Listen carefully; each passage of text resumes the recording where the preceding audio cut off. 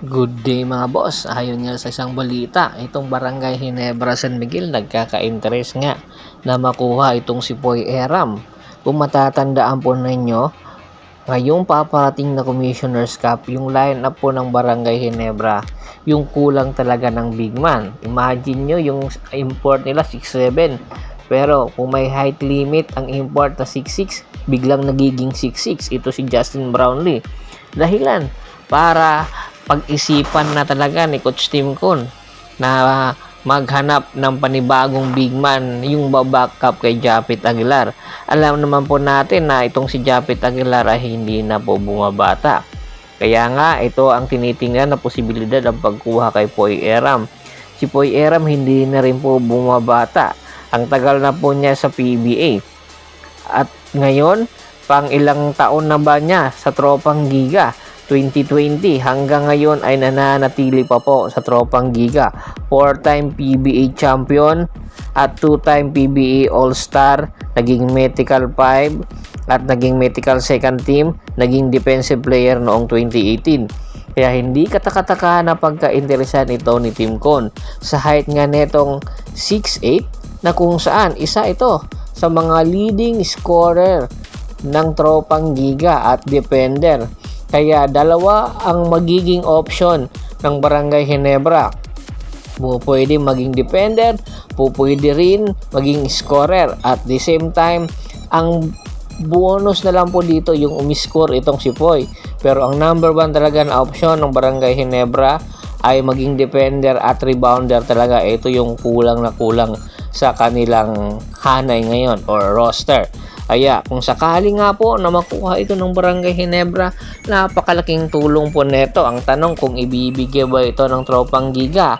Pero marami ang nagsasabi, limited minutes na nga lang po ang inilalaro ni Poy Eram sa Tropang Giga dahil na rin po umangat na rin ang laruan nitong si Galinato, si Kelly Williams at yung paparting pa na import ngayon na kung saan si Bolbol nga tiyak ang minuto ni Poy Eram kakainin din ni Bol.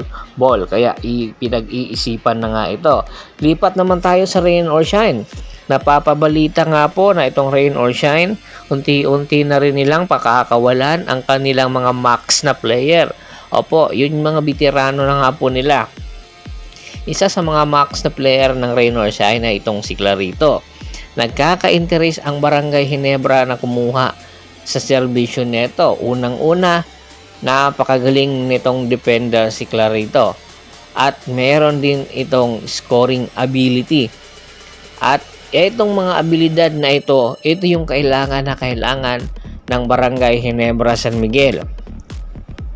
Pero marami ang nagsasabi kung sakali nga po napakawalan ito ng Rain or Shine, isa sa mga rason kung bakit ay hindi nga po consistent itong si Jonard Clarito simula nang magkaroon sila ng mga bagong player.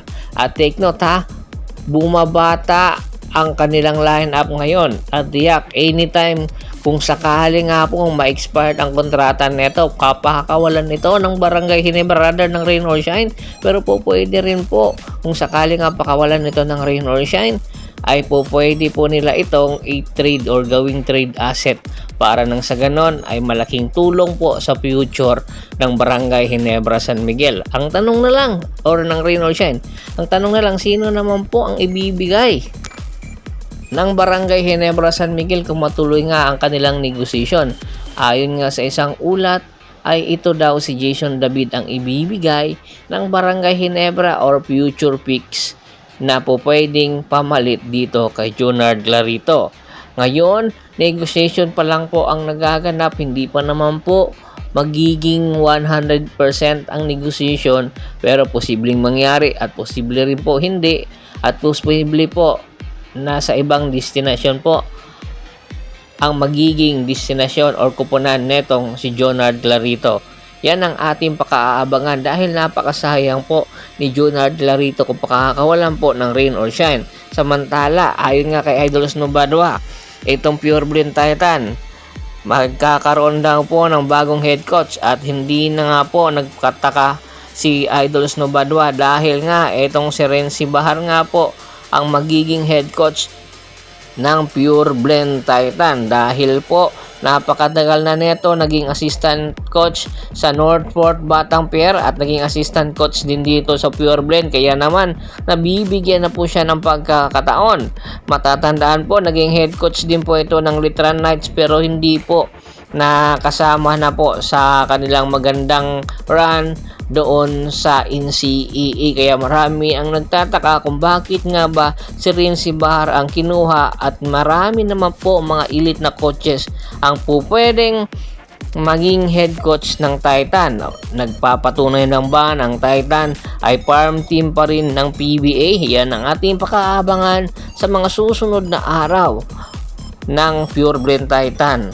At bago pa natin tapusin ang ating kwentuhan, shoutout muna tayo sa ating mga solid na followers na lagi pong sumusuporta sa atin, kay Kagawad Kat sa kinudukusin ng Hagonoy Bulacan, Anthony Lucky Alon at sa Lucky Alon family, Kat sa kinudukusin ng Hagonoy Bulacan, Freddy Sanggo, Ricky Lanza ng Ricky Rider TV ng Tansa Cavite, Dennis Lagdaan, Richard Pabila, Ryan Lachica, at syempre po si Mr. Jerry De La Peña. Marami pong salamat sa walang sawa niyong pagsuporta. Pakibisita na rin po ng Facebook fanpage ko na Hapres PH, Pulgoso at Bostor para po sa mga karagdagang sports balita. Hanggang sa muling pintuan, maraming salamat po.